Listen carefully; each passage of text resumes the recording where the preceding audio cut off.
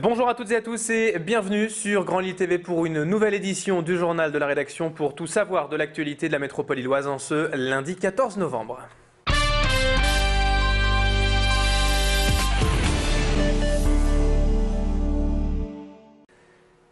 Et on démarre tout d'abord cette édition avec le championnat de France de Human Beatbox qui avait lieu ce week-end à Lille. Le point d'orgue du festival Hip Hop Days qui a lieu dans la métropole lilloise actuellement et qui se tient jusqu'au 27 novembre. Le beatbox, c'est en fait l'art de recréer des sonorités musicales uniquement avec sa bouche et le son de sa voix.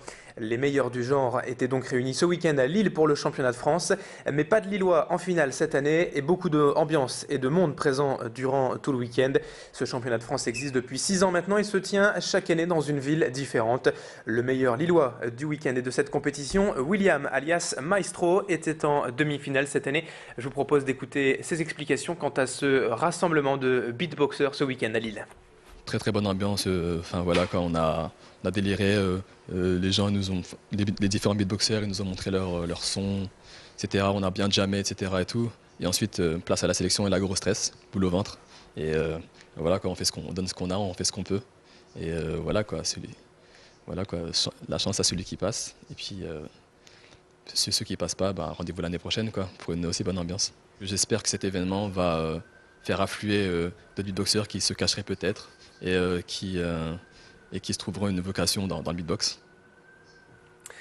L'actualité du week-end dans la métropole lilloise, c'est également cette grande opération de nettoyage de la friche d'Elem qui a eu lieu vendredi et samedi, où vivent des dizaines de familles roms sur cette friche. À l'initiative d'associations comme la Ligue des droits de l'homme ou l'Atelier solidaire, des bénévoles et des riverains sont donc venus déblayer ce camp pour améliorer les conditions de vie des roms et surtout enlever tous les déchets qui jonchent le sol. 2 jours ont été nécessaires pour nettoyer, car faute de poubelles dans les alentours, certains sont donc obligés de tout laisser sur place et les conditions sanitaires se dégradent alors très rapidement. Écoutez ainsi les explications de cette militante de la Ligue des droits de l'homme rencontrée sur place samedi par notre reporter. On renouvellera, ça suffira peut-être pas du premier coup, mais bon voilà, une démarche est amorcée. Et puis on ne fait pas pour les Roms, on fait avec les Roms, comme vous l'avez constaté. Donc ça, c'est important. Ce week-end, l'hippodrome du Croisé-la-Roche de Marcq-en-Barœul fêtait ses 80 ans d'existence. Construit en 1931, il a connu récemment des travaux de rénovation. L'élargissement de la piste et des tribunes plus confortables à l'occasion du Grand Prix du Trot de l'Union européenne l'année dernière. Alors vous le voyez, pour fêter ses 80 ans, un défilé de mode a été organisé au sein même de l'hippodrome ce week-end. Un hippodrome toujours en activité qui accueille une course chaque semaine mais qui fermera dans quelques jours pour la saison d'hiver. Pour les 80 ans, pas mal d'animations étaient donc prévues et le public a répondu présent, les habitués comme les novices et les curieux qui voulaient découvrir cet univers. Notre reporter lui a rencontré le directeur de l'hippodrome, Gérard Louf, qui revient sur la réputation nationale du Croisé-la-Roche. Régulièrement, quand on voit les courses qui se passent à Vincennes, à Enghien, à Longchamp, les gens prennent comme référence des performances réalisées ici même. Donc on peut dire qu'on est très connu au niveau national. On est toujours parmi les plus importants en France ou au moins en province. On fait vraiment partie des tout premiers, avec à la fois un nombre de réunions assez important dans l'année, puisqu'on court 32 fois, et puis des réunions PMU au départ qui deviennent premium maintenant, mais enfin en tout cas des réunions nationales au nombre de 14 qui nous placent là aussi à un rang assez élevé. Allez, on enchaîne dans ce journal avec le salon de la BD de l'Isle-et-Lannoy. Ce week-end, Bulle en Or, 24e édition, s'est tenue hier dimanche et samedi, avec toujours autant de monde venu visiter le salon. Des auteurs venus de toute l'Europe étaient présents, mais aussi de la région, bien sûr. Les 2 plus célèbres expositions du salon, consacrées au Petit Spirou et à l'inventeur Léonard, ont recueilli de nombreux suffrages.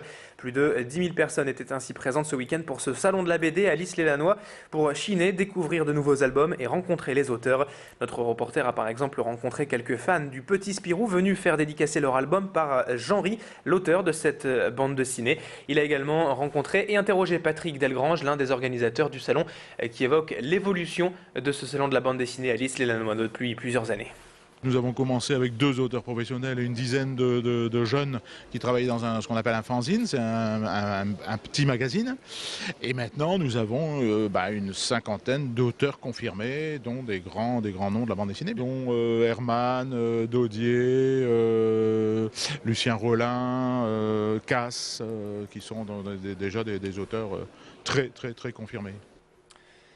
Et on termine ce journal maintenant avec du sport et tout d'abord du rugby puisque le LMR Lille jouait hier à domicile et Lille s'est imposé en championnat de Fédéral 1 donc à domicile 30-23 face à Montluçon dans un match serré tout du long.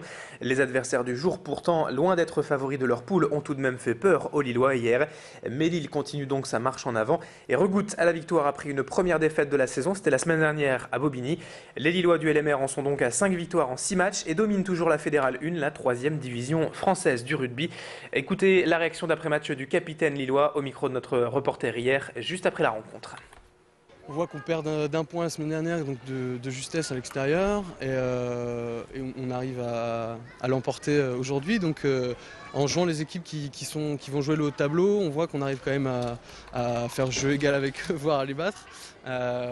Donc c'est positif. Alors bon, évidemment, là on a encore à jouer Dijon, Massy, également Boulogne qui est un peu, je pense, un cran en dessous, mais on va essayer de confirmer cette belle prestation contre les grosses équipes de la poule.